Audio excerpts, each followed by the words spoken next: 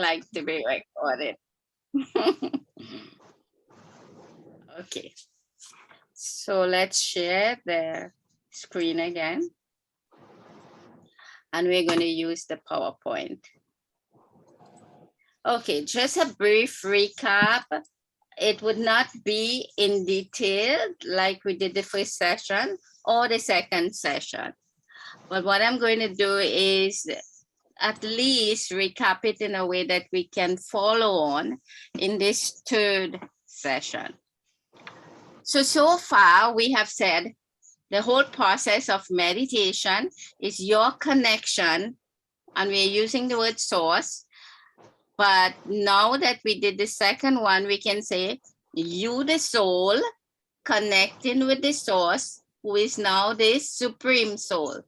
So soul with supreme soul, referring to the supreme spirit, or we can you also use God, whom we all worship in some form or the other. But in this case, we are having yoga, direct one-on-one connection with that supreme source.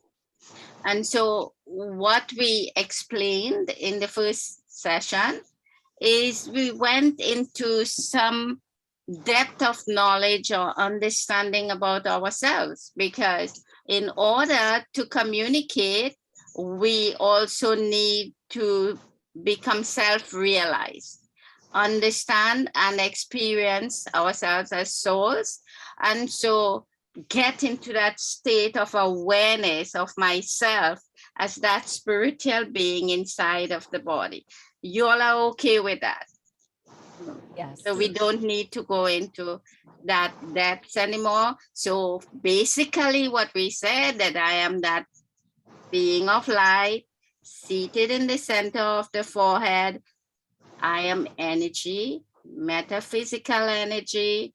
So it is I, the soul, that does that connection or communication. So definitely I have to, my first step, that first step in meditation is to internalize, withdraw into the self and experience myself as that soul. That means my energies now become concentrated in the center of the forehead. And just to share with you, many souls who start, and this happened with me in the 80s when I started this meditation. The very first time I practiced this self-realization based on the knowledge, that first class that we did, it was like for a whole week, I felt that pulsation in the center of the forehead. I could really experience that energy in the center. It was as if the energy was everywhere. Because remember, at the very beginning, when we start this process of meditation, what happens is that it takes some time to bring that control over the mind. So the first thing that happens is that we experience that energy, that sensation of energy in the center of the forehead. So it's a form of self-realization that in fact I am really energy. Now it is with this that I then, using the knowledge that I have a mind, and with the mind I'm creating thoughts, I then use the thoughts in the way that I should to bring that self-realization or awareness. So that's the first step. I have a mind, I have an intellect, I have personality. These are all that we used or understood in the first session. So what I'm doing here, because I have that body of information now, the process of meditation is to use it, so that I'm using the thoughts to focus on myself, which will ultimately lead to that experience of myself. Now, is it okay using the PowerPoint like this, or do you wish to see it full screen? Because then I can see the ones at the side. Is it okay to use it like this? Is the visual okay here? I'm Yes. fine. Very good. Okay, now, so realistically, if you look at yourself, when you are seeing others, I think this vision is so perfect. In seeing, we are like sparkling energy. Really, we are this. We tend to focus on the physical, don't we? We tend to see the body first. But our awareness now is moving away from the body into myself. Who am I? This light, this energy. And I want this light to be sparkling, bright, because the more sparkling I am, it means I'm powerful. I can only be powerful based on my inculcation of divine virtues or spiritual powers. And we are going into details of that. So this is what I'm looking. When I see others now, my focus, now that I'm thinking of myself as that spiritual being, we see each other also as that sparkle of light. Go beyond the physical. First see myself as that sparkle, and then others. So my interactions and relationships will be one based on soul conscious relationship, which is true spiritual relationship. Now, based on these, what is the process? How can I now link this knowledge of self to the second step?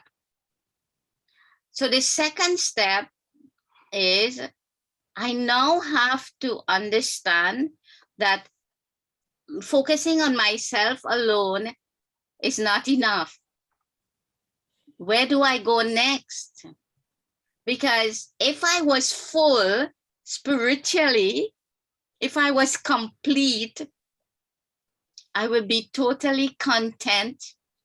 My qualities will be of all positive divine qualities.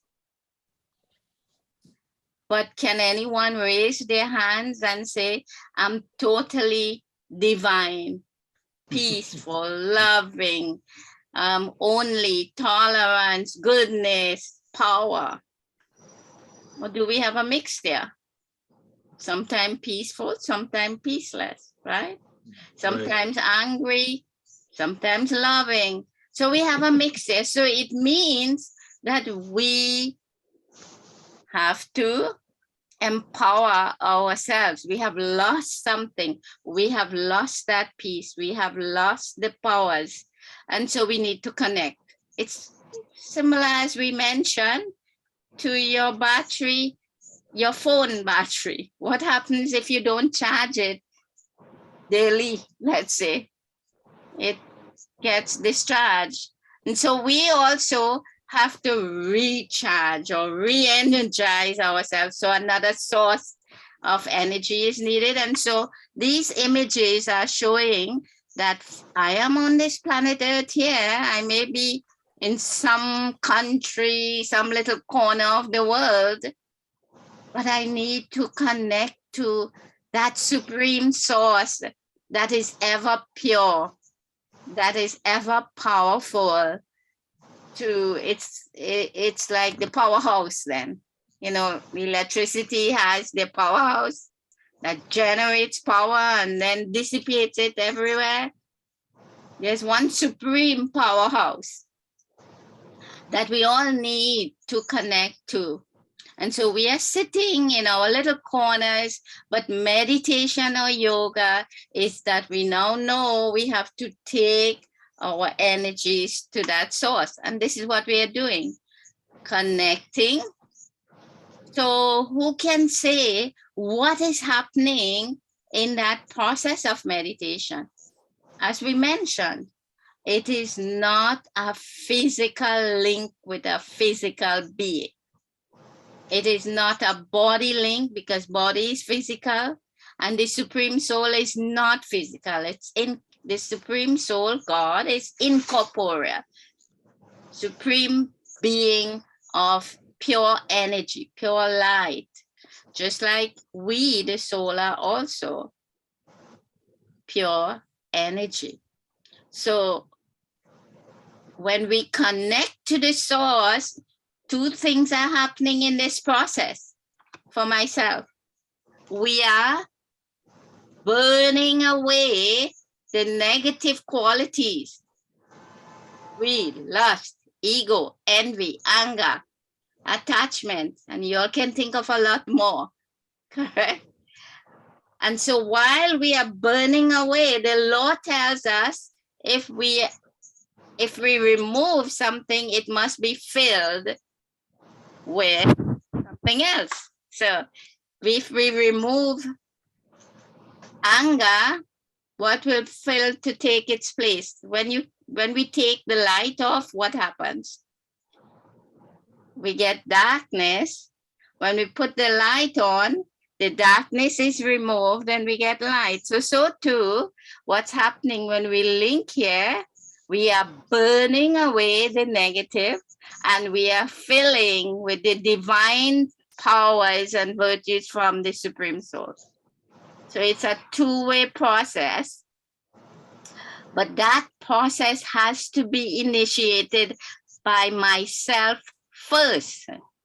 So I have to be the one who is creating this link first. So, and it makes a lot of sense, isn't it? If God is forever pure, does he need to connect with anything or anyone? No, because he's ever pure. There's no need for a connection or a union. Who has to do the connecting?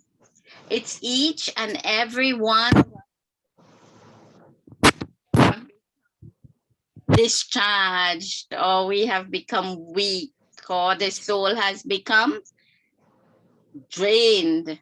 As we say, many descriptions are given to what has happened to us over time. And we say typically the light of the soul has gone dim. And so when a lot of people talk about spirituality, they talk about increasing your light. Don't they say that? So we are brightening our light. We are sparkling more. So this requires me to make the first step. God is not going to make that first step. And the result of me taking my thoughts point to point with him will be the flow from the higher source to the lower source. So this image captures that connection that I, the soul, is having with that Supreme Source. But as we did in that second class, we went into details where we need to take those thoughts, how we need to focus there and create that point to point, energy to energy link. So are we okay with that? Yes. Yes. Okay. Now, there are steps in the meditation process. What happens in that process? I want to use these images here to give an idea of the steps, not the steps that we are doing in class, but the actual process mechanism. Let's say the mechanism of that meditation or union. So let's say you decide, I want to sit in silence. I want to practice meditation. How does it go along? What's the process? What is the mechanism that's happening? So first, what I'll do is find a nice quiet place. We would not go amongst a crowd of people and then say, okay, I'll meditate here. You'll find yourself somewhere suitable for you. Maybe you have a place in your home that you experience your own silence. Maybe you have a room that you do your worship in. Maybe you have a special place that you go to experience that silence and that solitude. We all do, correct? So we go there, we sit, and what are we doing? You would find that the first thing that happens to us is that whatever thoughts we had in our minds, whatever interactions we had for the day, whatever knowledge we put into ourselves, these are the thoughts that will be created. Isn't that so?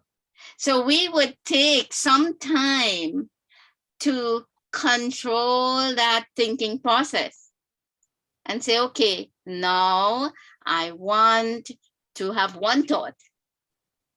I want to minimize the number of thoughts that I'm creating.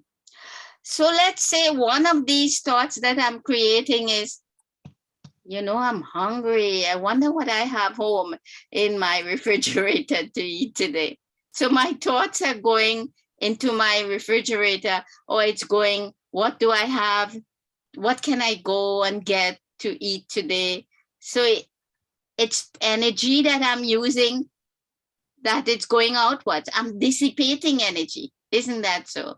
So then I slowly tell myself, okay, I'll think about that afterwards. Let me focus my thoughts on the Supreme Soul, because I want to have that one-on-one link.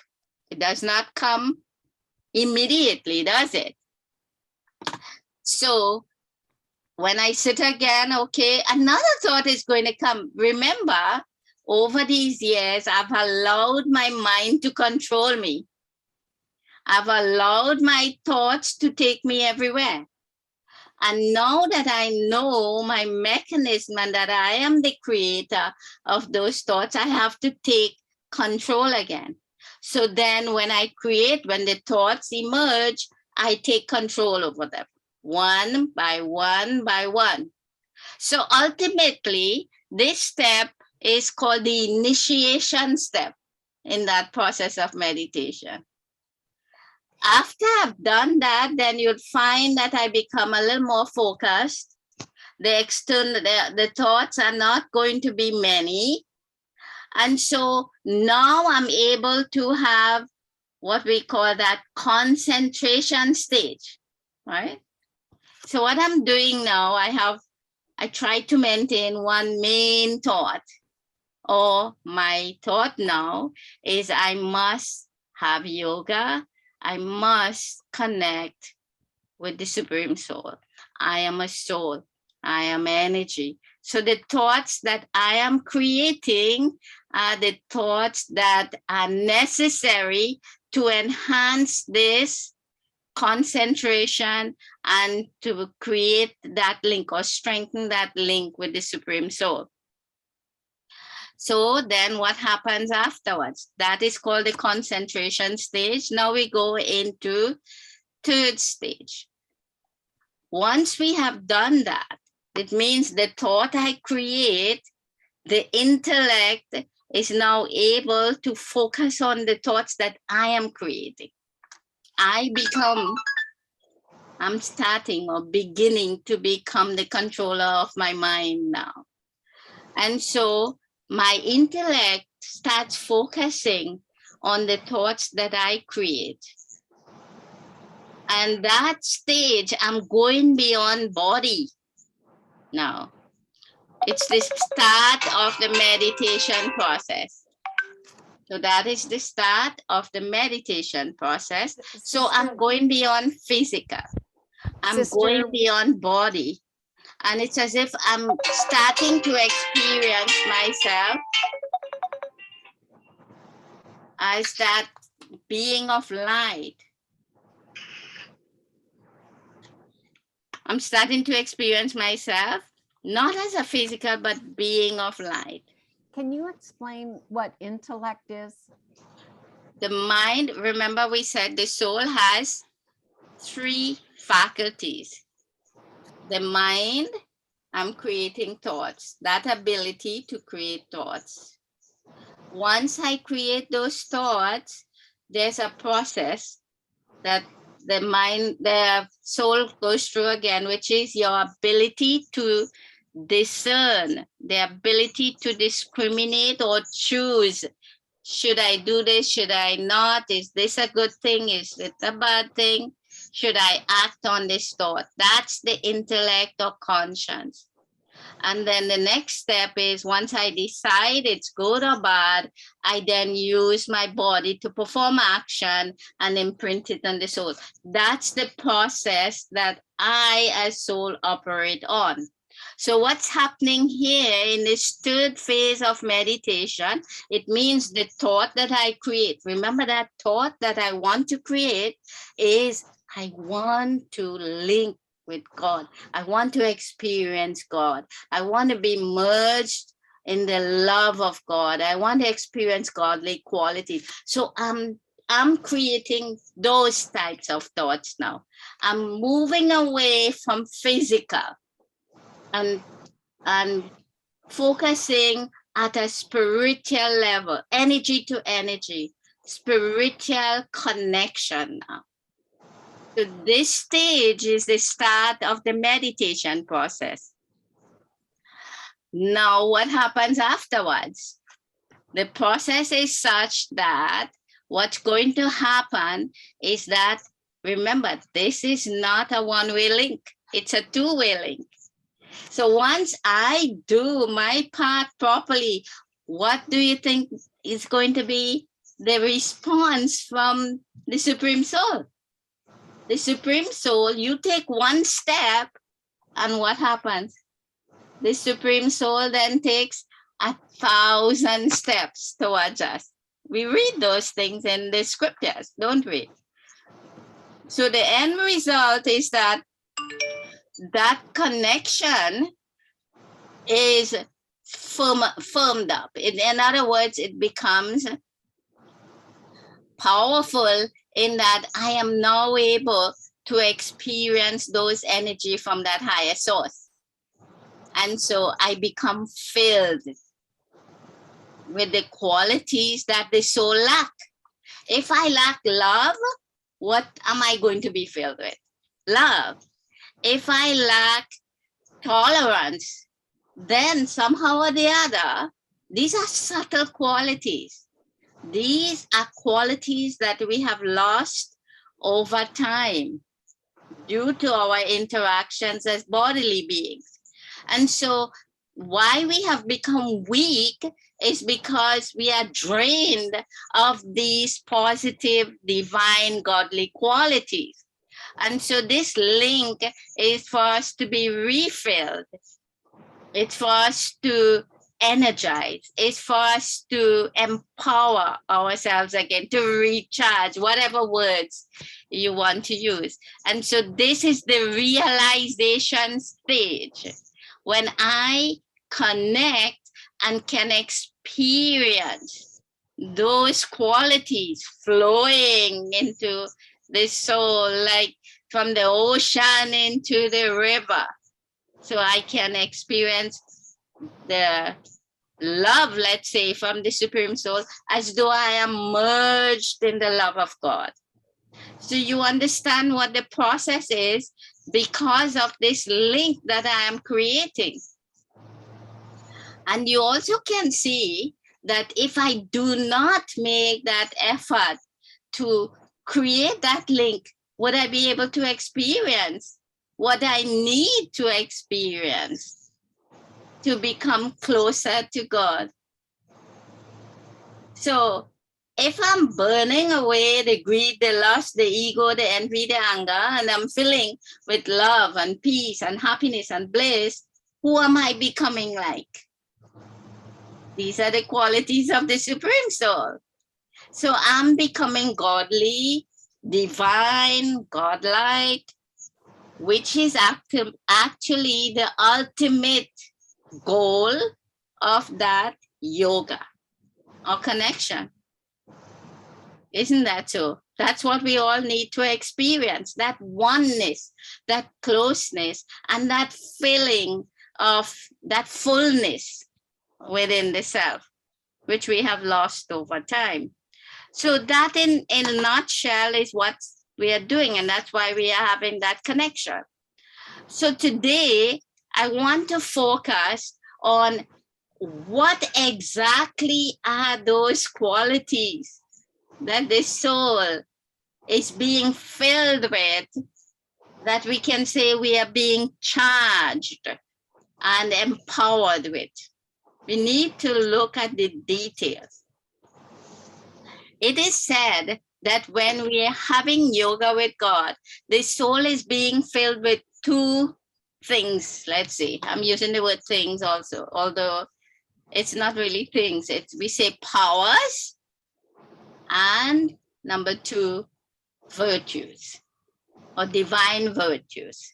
So divine powers and divine virtues. And so what do we mean by powers? We will go into the details of powers now. Now that word power has been used and it's really prevalent in the scientific world today. I can tell you, when I did my doctorate in conflict analysis and resolution, the whole science of powers is a really, really broad science. There's so many texts, so many books written about one source of power, another source of power, because, you know, there's economic power, there's political power, there is all sorts of power, right? But here, what kind of powers are we referring to? Divine.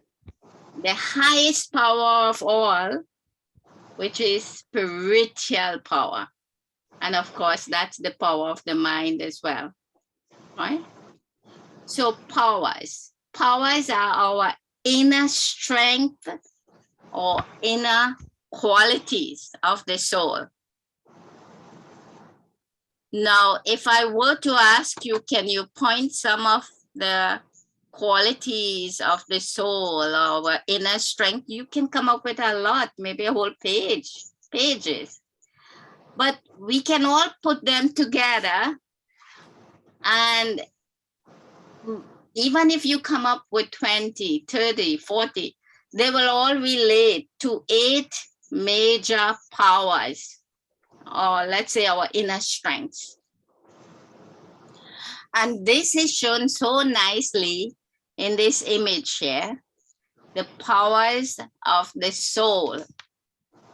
Now, at this point in time, you may not be able to see how important this is, but we will discuss it and go into the depths of some of these qualities.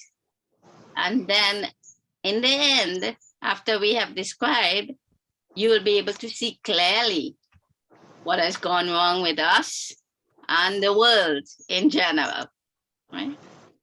So we say there are 8 major powers,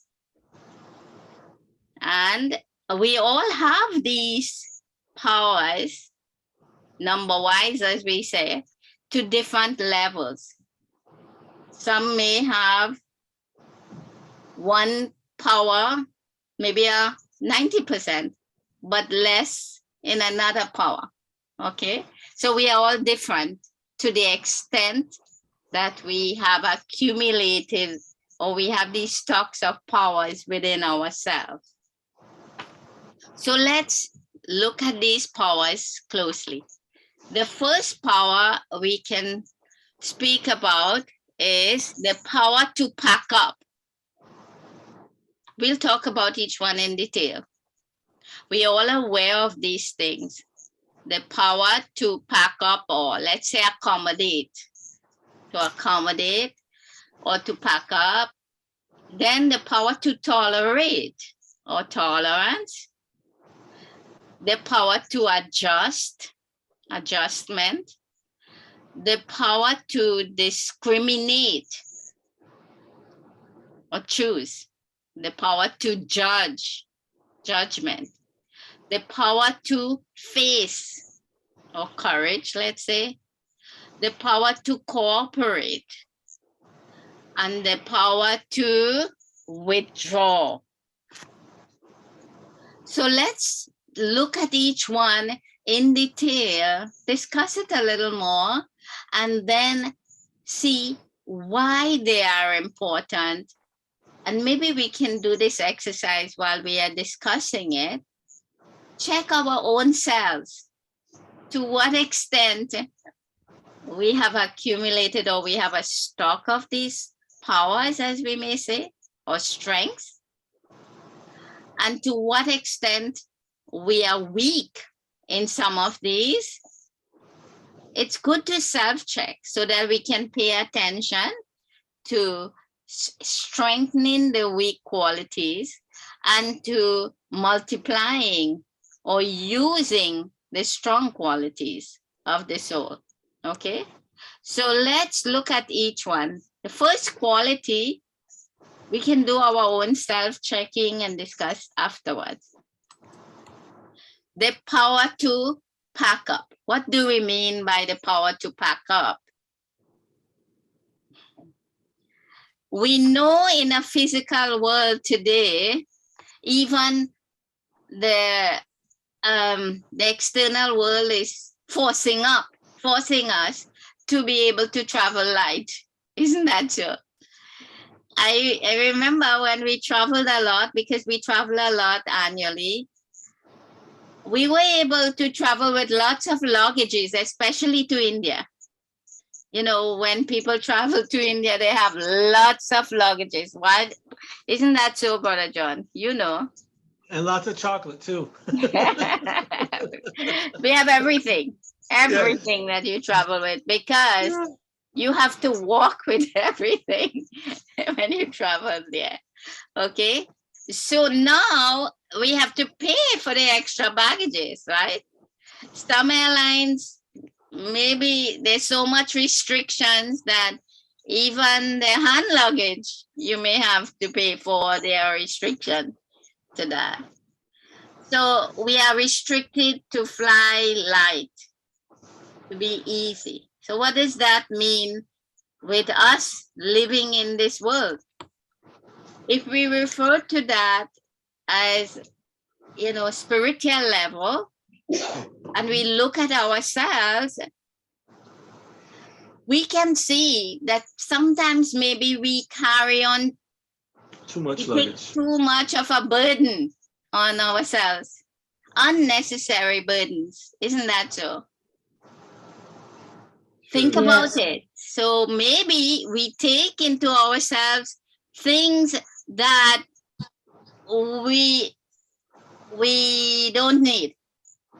And that's based on our activities, it's based on our choices, it's based on our actions and relationships that we choose in our lives.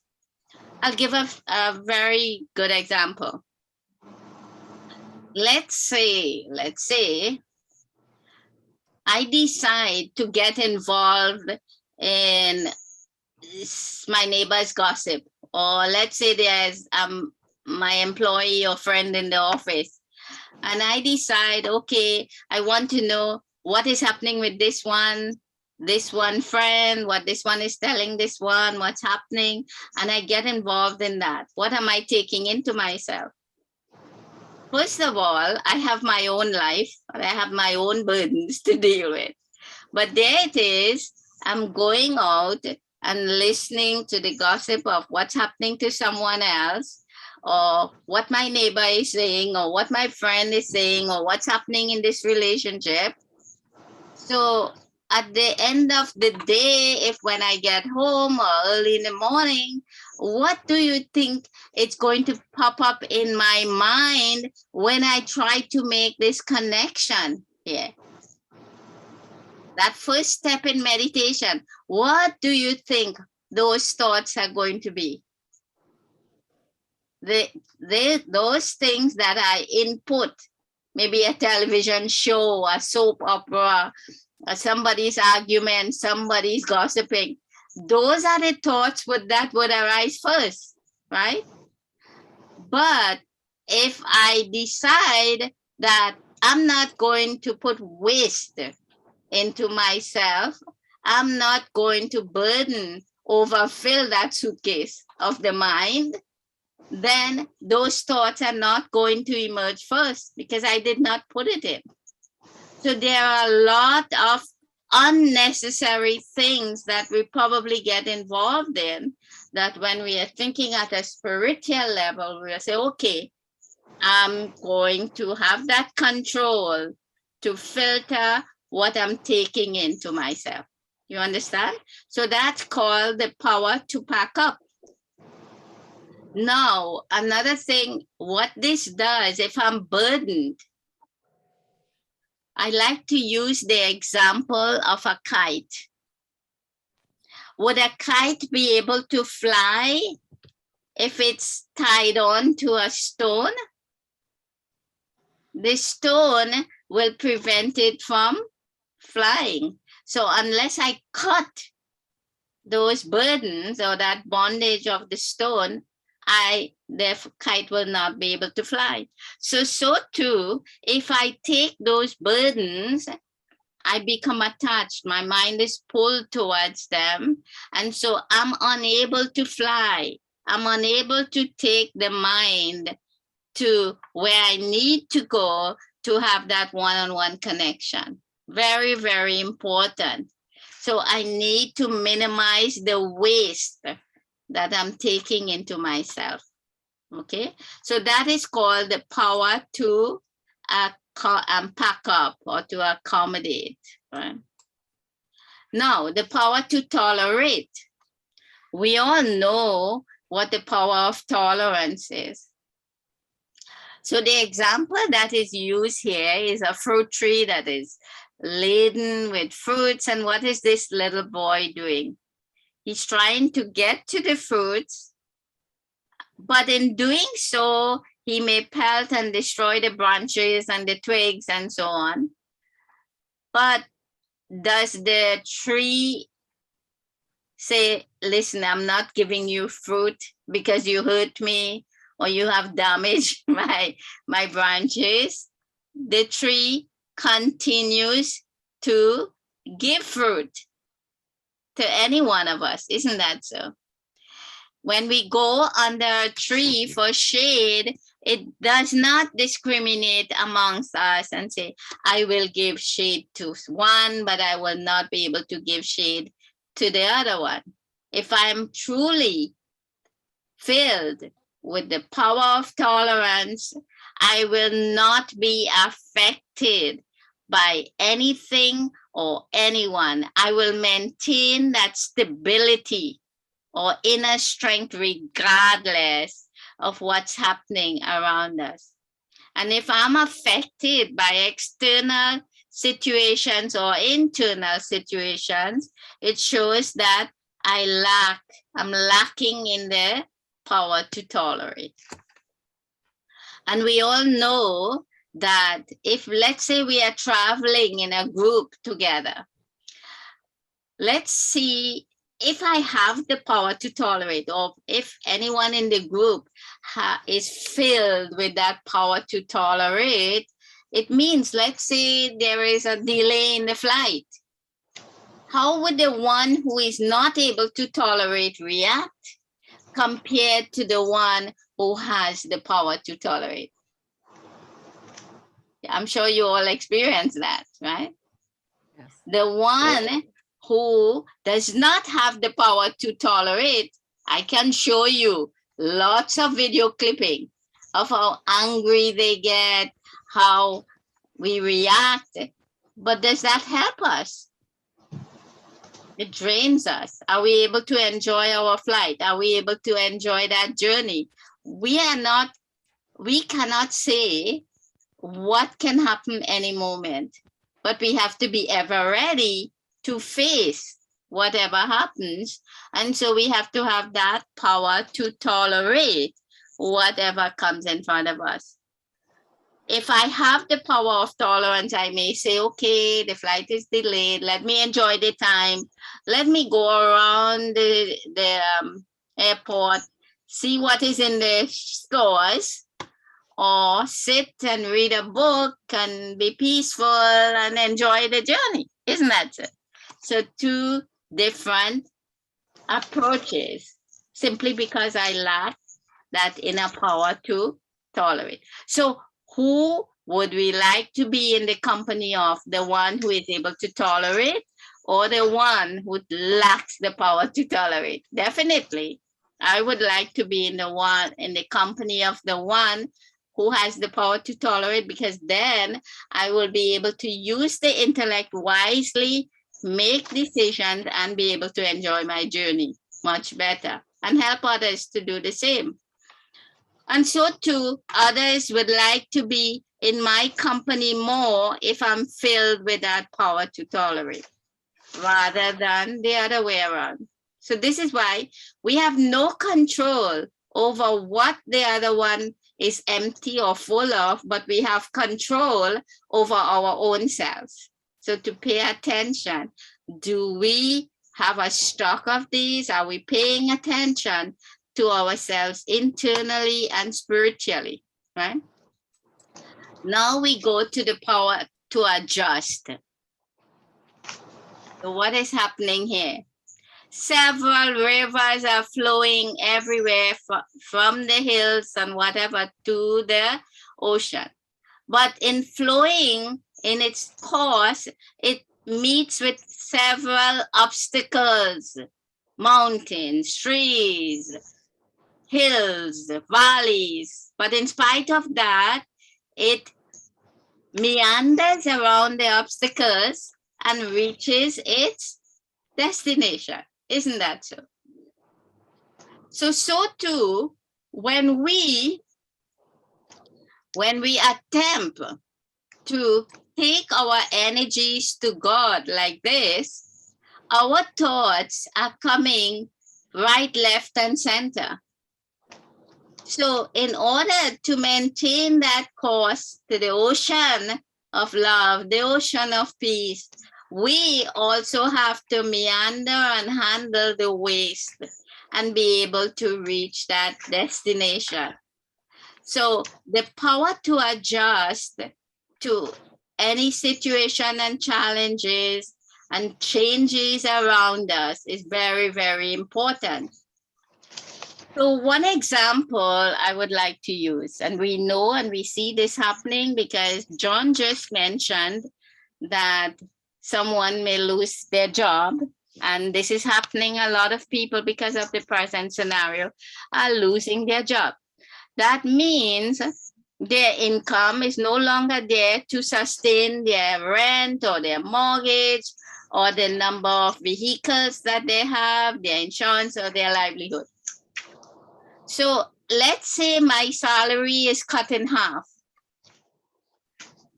What does it mean that I have to do in order to counteract and deal with that new situation? It means that maybe if I have 3 vehicles, I may need to, get rid of the other 2, maybe sell them and keep 1, if I can do that. If I have 2 or 4 family homes that I go on vacation for, maybe it means because of the change, I need to adjust to the new situation. Now, it may sound easy, but do you think everyone has the capacity to make adjustment to any situation easily? I'm sure you know of people in your own family who can adjust to changes very easily. But you also have people in your family who cannot adjust to changes. They take a longer time. So the power to adjust varies in each one of us. And this, again, it's a spiritual strength. It does not come, none of these powers, to tolerate, to pack up, to adjust, and any of the rest that we are going to describe, comes by us clicking our finger and it comes. If that was the case, we would all be filled with all of these qualities, but we are not, are we? It requires spiritual effort. These are spiritual qualities. And this is why yoga is essential in order for all of us to accumulate a stock of these powers. This is what yoga is about. Let's go to the next one. The power to discriminate. This is also close to the power to judge. How do we discriminate, make choices? Or how do we make judgment, judge whether something is right or wrong, good or bad? This one is to choose. If we are to buy jewelry, we will then say, okay, let me go to the jeweler and select. But if I'm unable to tell genuinely and see which is the genuine jewelry or genuine diamond as opposed to a fake diamond, if I'm not able to, then I can be tricked, right? I can be sold a fake jewelry for the price of a genuine one, right?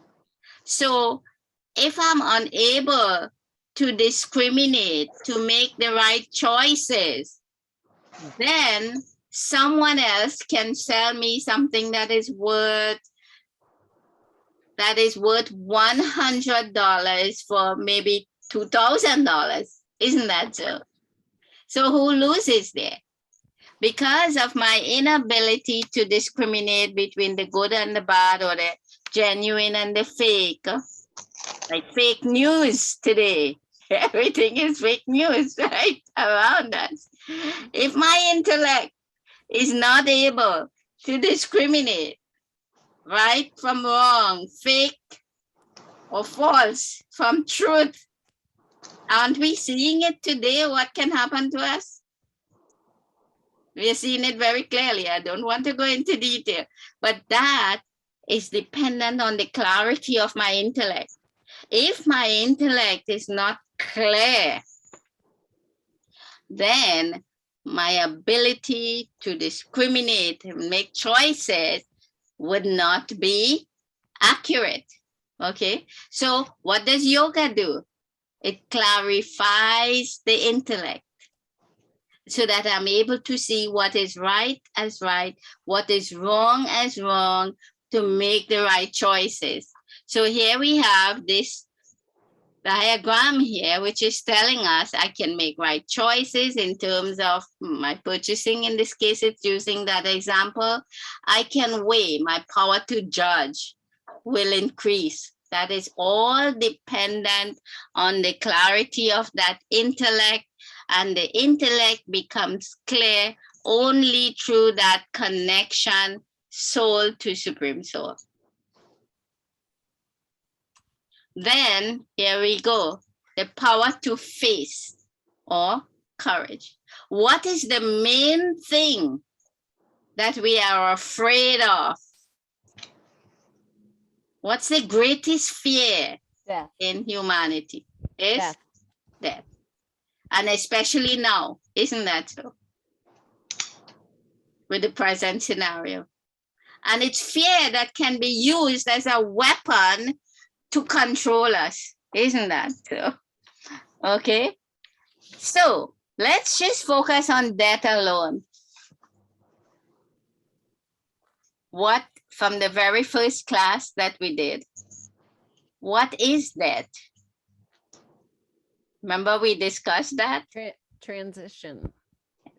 One word is transition, but it's the Leaving departure of a the soul source.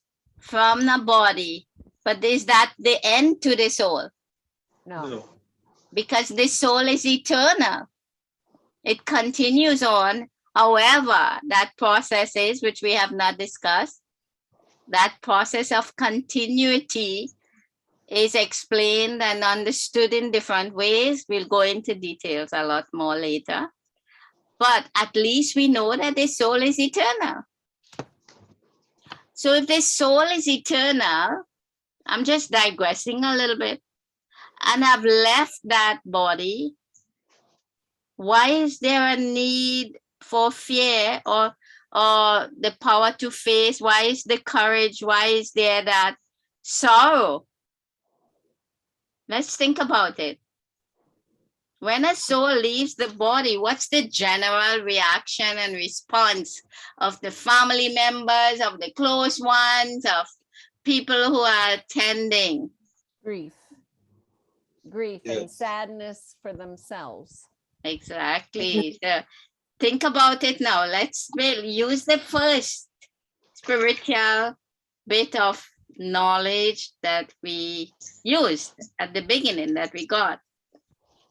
I like using this example. If we were studying in a university and we spent 6 years to get our PhD degrees, and today, let's say I got my PhD degree certificate, what do we do at the end of that 6 or 7 years, or how many years I took? What do? We celebrate. We celebrate, isn't that so? We enjoy, we look forward to that time. We are free from that bondage of studying anymore. Now, when I leave a body, what does that represent? I have finished my role in that body and I'm moving on. I have finished the part that I have to play in that body. I'm moving on, and there's continuity. So shouldn't we also celebrate that process? Think about it, right? Unfortunately, they brought us up not realizing that, you know? Mm-hmm. Exactly. Yeah.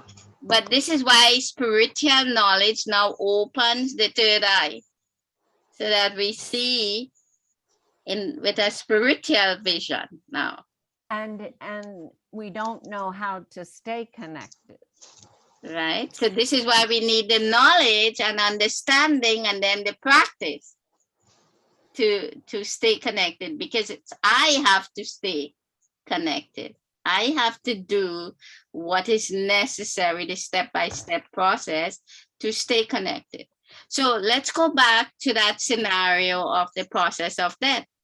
So let's say I go to a funeral, or let's say one of my loved ones in my family left the body. And I understand that the soul has gone on, but I'm not crying and mourning and in sorrow and whatever. What would people say about me?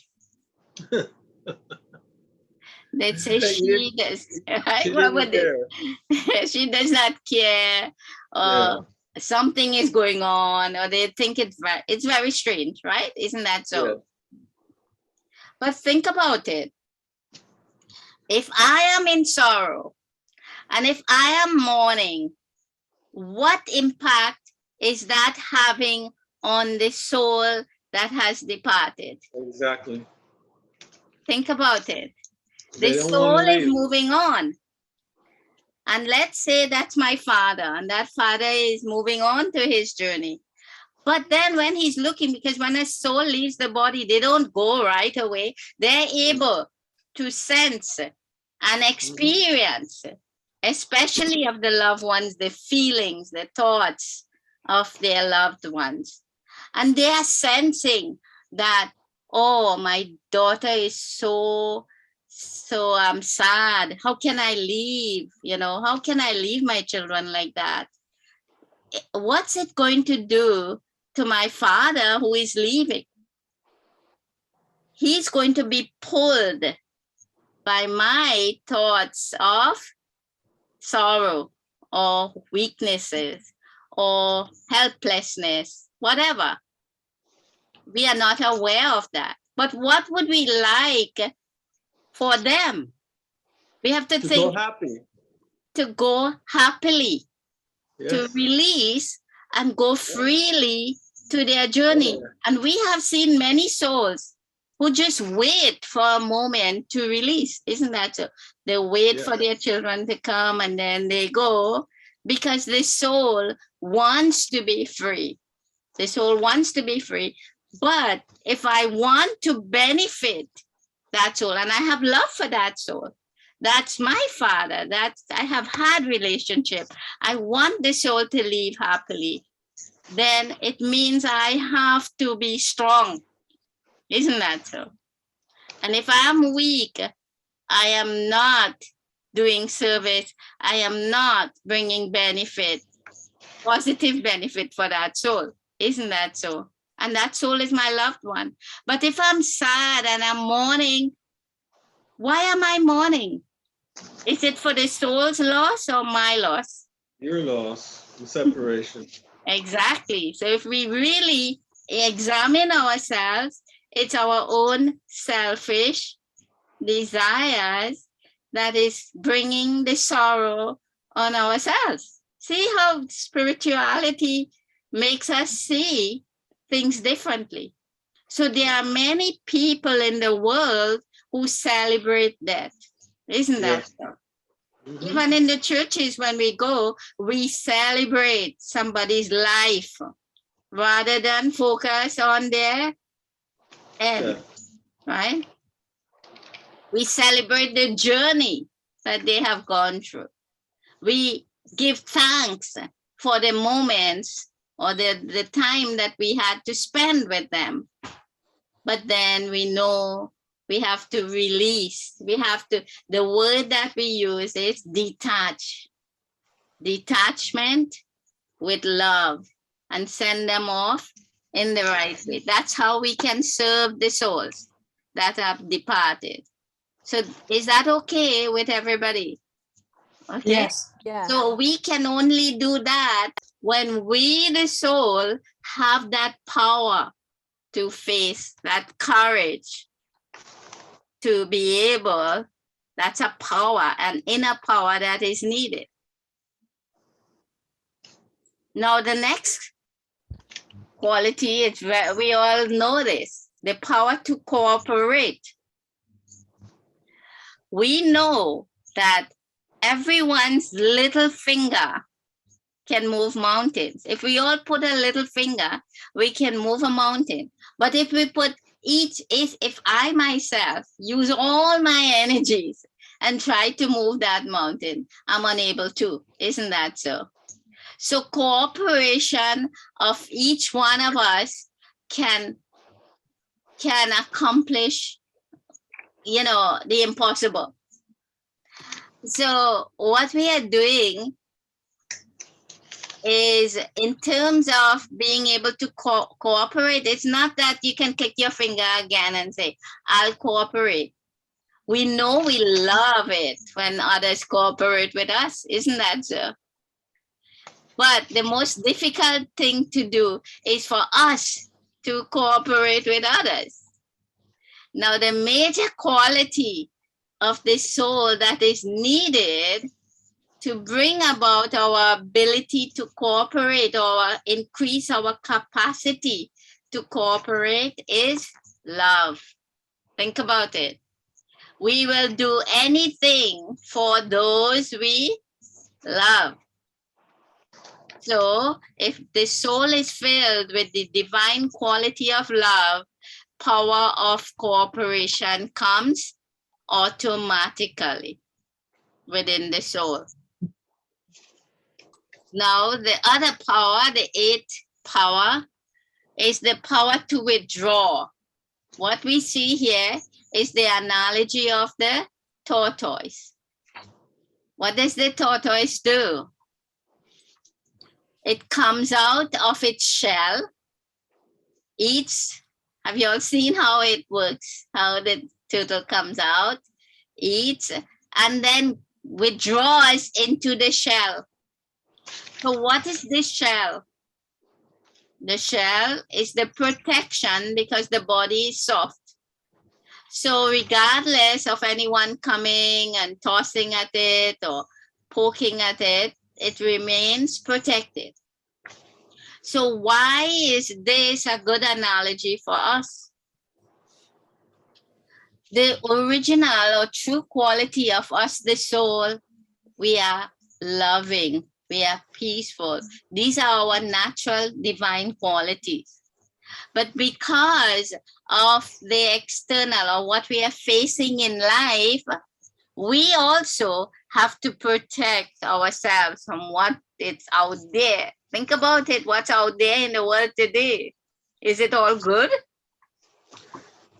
I'm wondering sometimes, you know, if we're being tested on our own spirituality, because it's so much, you know, it's like the light and the dark, you know, and one's pushing one way and the other one's pushing the other. The light will win, but we're definitely being tested, you know, our That's own personal interesting. practice. That's very interesting, and you are correct. And I want to remember that comment and question when we focus on the law of karma, which will be the next class. Oh, Right? So we will put all of that into perspective. oh my goodness. Test or drama or whatever, right? Yes. So let's leave that. It's a very interesting and very good observation. Now, Sometimes I feel like the turtle. I want to go into my shell. Put it that way. right, but you have to. This is what protects us. The turtle withdraws for protection. So we also need our protection. But what is the withdrawal that we need? To withdraw into our own stage, our inner stage of peace. Remember, all day we are interacting with external, with souls, with Yes. relationship at your work. We are facing incidents. We are being challenged in different ways. We are using energy. But how do we recharge?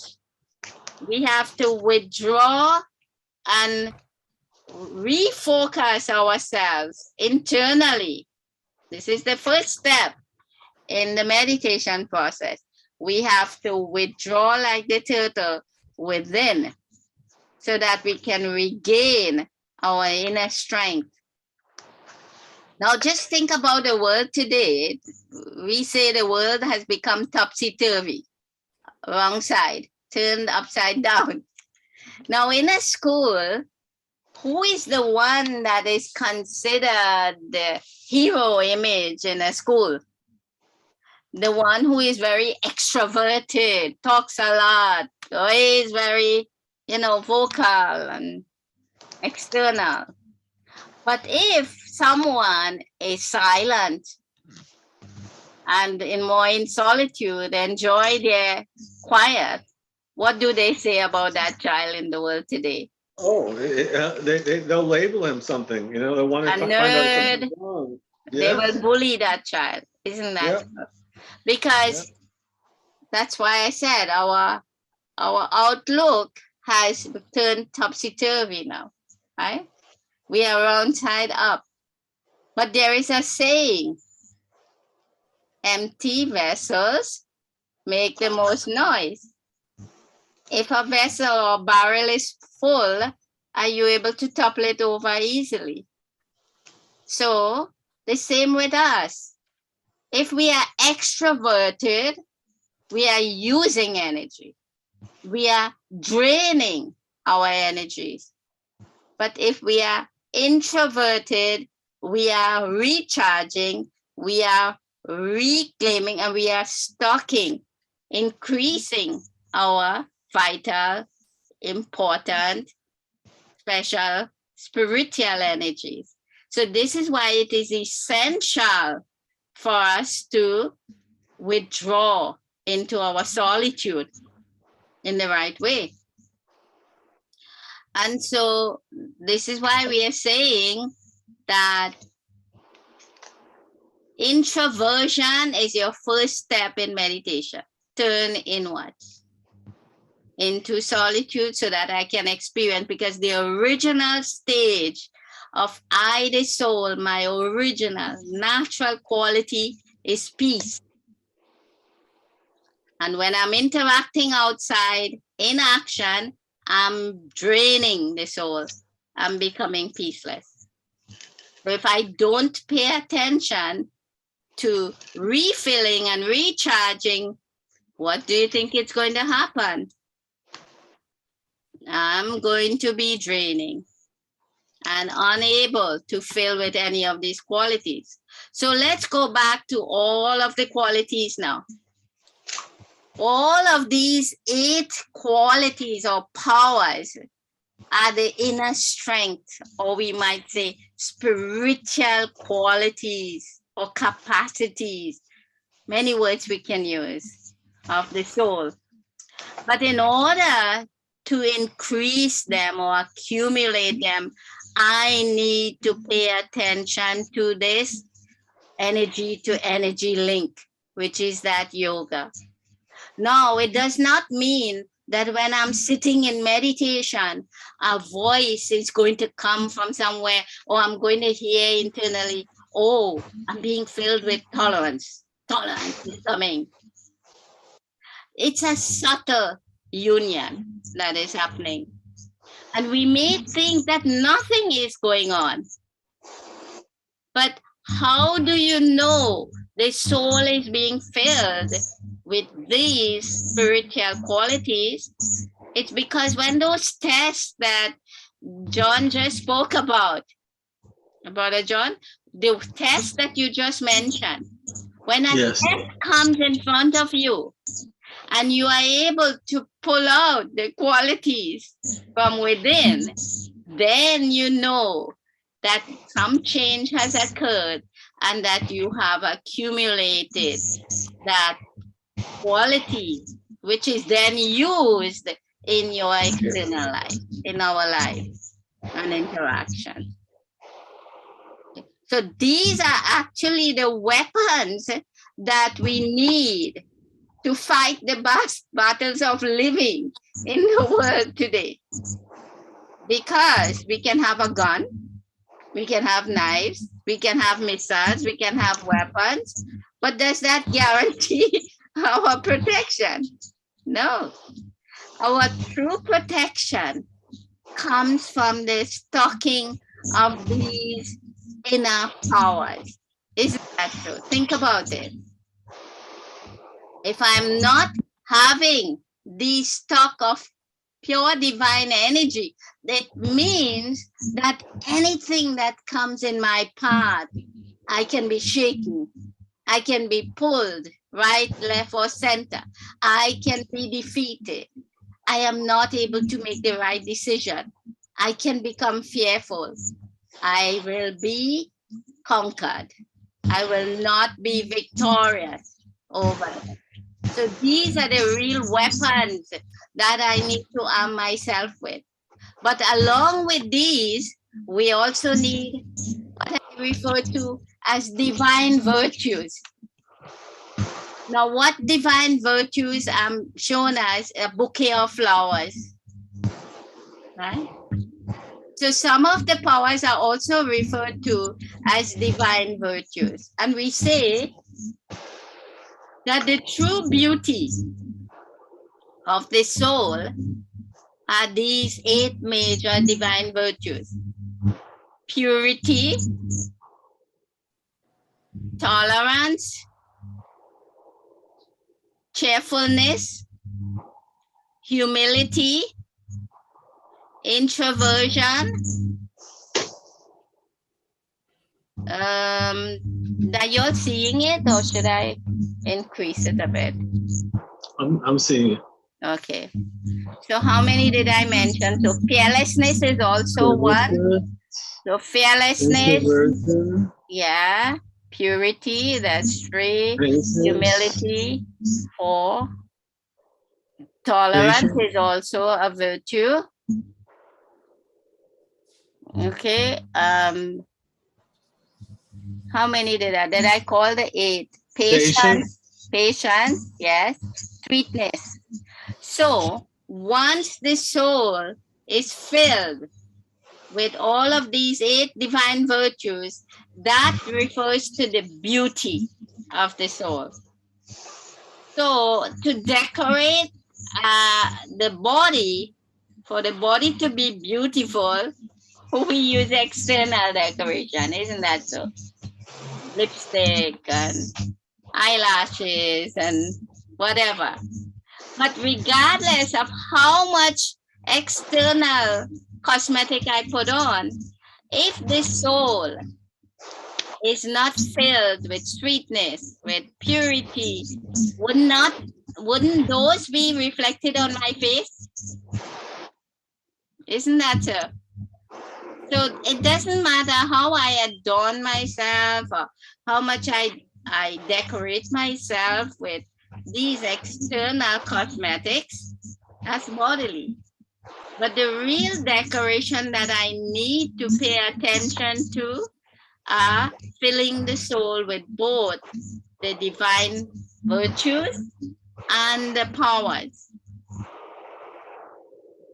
So my question to you is this. Let's say, for instance, you were to describe what is the value of a human being. In other words, if you were to say, what are your goals in life? Let's go this way. If you were to ask 100 people around you, what are your goals? Tell me some of the goals that people will point out to you. I would say most of them would be related to money or success in business or external types of environment that are materialistically focused. Exactly. So we can do that research and find that out ourselves and prove it to ourselves. Isn't that so? But what is the highest goal that we can set for ourselves? The highest goal. What do we work for? For money? What do we use the money for? To buy external physical things. What do we aim to gain from those physical things? Happiness. Is that so? So, what will give us happiness? Connection to source. Because you are being filled with all the qualities that will make us complete and contented and full. So we will know the difference between external and material as compared with internal and spiritual wealth. Isn't that so? So it is said that if I pay attention to this, do you know what happens? If I spend my time paying attention to that connection, I become very wealthy. I become spiritually wealthy. And do you know what happens? Physical wealth, physical goals flow automatically to me. Whereas if I spend my whole life trying to become wealthy physically, my energies are going there, but I'm drained. I may never achieve that goal, and I'm draining myself from all of these qualities as well. So if we check ourselves or check others around us, how do we spend the percentage of our time in this world today? How do we spend our energy? Sometimes worrying too much. Okay, that's one. Where are our time and energy focused on? What's it focused on? It's more on the physical and less spiritual. on the spiritual. Yeah. Okay, and if we leave the body today, what are we taking with us? Oh boy. Too much. Too much baggage. What do we take? Do we take the degree that I study for? Do we take the houses that I have? Do we take my family members with me? Nothing. Do we take my car, my vehicle? Do we take this body with us? Yet, what are we spending 98% of our time on? So when we leave, are we going wealthy with a good full bank account? Or are we going empty? Because what do you think the soul takes with us? We take these divine qualities, which we Yes. then use for continuity in our existence, whatever that existence is. This is our full bank account. So if we spend 98% of our times and energies on the physical, are we going with a full bank account or Not at empty all. bank account? Right? So should we spend more of our time and energy focusing on these treasures? These are the real treasure store. Stock of treasures are the divine qualities and powers which are spiritual. That's my strength. Does somebody have a phone or something that might be close to their speaker? There's a I'm not noise. sure. I hear the noise too, but it doesn't come from me. I don't know Okay, why. because yeah, What are you hearing? Let me a check. noise. Oh, let me see if mine. If I turn mine off, see what happens. Okay. Perfect. All right. Yeah, Sorry. it was Sorry. something in the background. Okay, so you understand what's happening here, right? So this is why we have to explain in this session how important it is to have yoga. If we don't see, we won't be able, or we won't feel that we have to make that effort. Now, a lot of people think that when people say I have yoga or I want to meditate, it's because something is wrong with me and so I need help. But isn't this something that every soul in the world needs to practice and pay attention to? What do you think? Everyone. It's universal. Yes. Yoga is what all of us in the world needs today to strengthen ourselves, to enable ourselves to fight, as we say, or to face the challenges around us and to be victorious. That's why they say spiritually, yoga is the method to become victorious over our weaknesses and challenges, no matter how difficult it is. And we may call them tests, but they are really challenges that we all face in our lives. Okay. So this is why this class. Now, in explaining the powers and virtues, we can also examine each and one of us. What are we strong in and what are we weak in? What do we need to pay attention to and how we can use our strengths to increase the other qualities and also to serve others or help others with.